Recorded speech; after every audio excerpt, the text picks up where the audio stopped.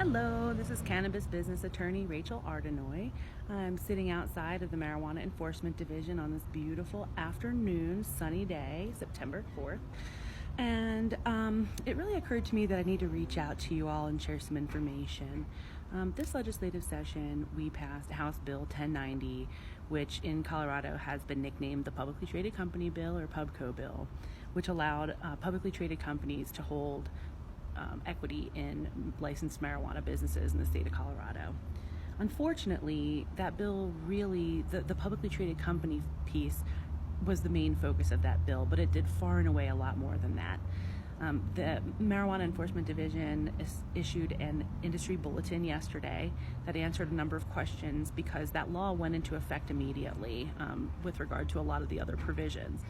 And one of which is, I think, a pretty big deal for for private companies who are remaining private, at least for now. And that was that if a private marijuana company is bringing on a new owner, if that owner is going to hold under 10% of the equity of the company, and they're not going to make decisions for the operations of the company, so non-management position, and the amount that they're investing in the company does not exceed 50% of the operational capital of the company, and that operational capital is defined in the rules, then the Marijuana Enforcement Division doesn't have to approve that change of ownership to add that new minority owner.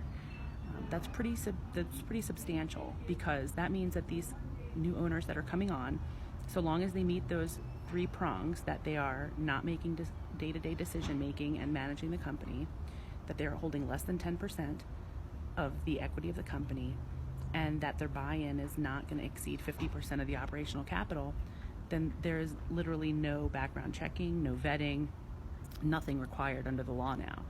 And so I think that's pretty substantial. It's a big change, where in the past, even if you held a 1% interest, you had to have everything background checked, you had to have all of your funds vetted, etc. That's all gone away, and that's effective immediately. So thought that was a big deal. There's one other caveat, which is if that person holds a separate interest in the company, like they're a landlord or they have a royalty agreement with the company, then they would have to be disclosed automatically.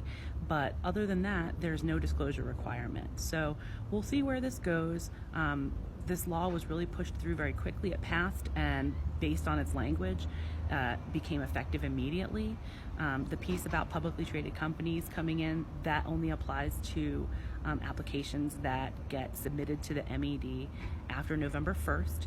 So there's no chance for a publicly traded company to get equity prior to November 1st, because that's the first day they can apply for it.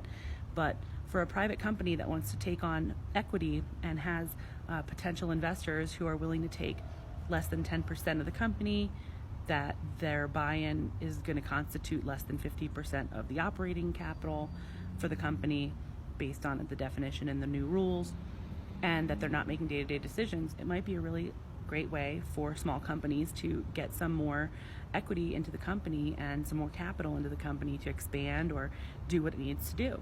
So if you have any further questions on that, please feel free to reach out to me. All of these laws are really impacting the way that the Colorado cannabis industry is working, and so we all have to move together on this. So again, feel free to reach out to me if I can help in any way. This is all I do. I dedicate my legal career to working with marijuana companies and hemp companies in Colorado and in Florida, and I'm happy to help if you have any questions. Thanks. Bye.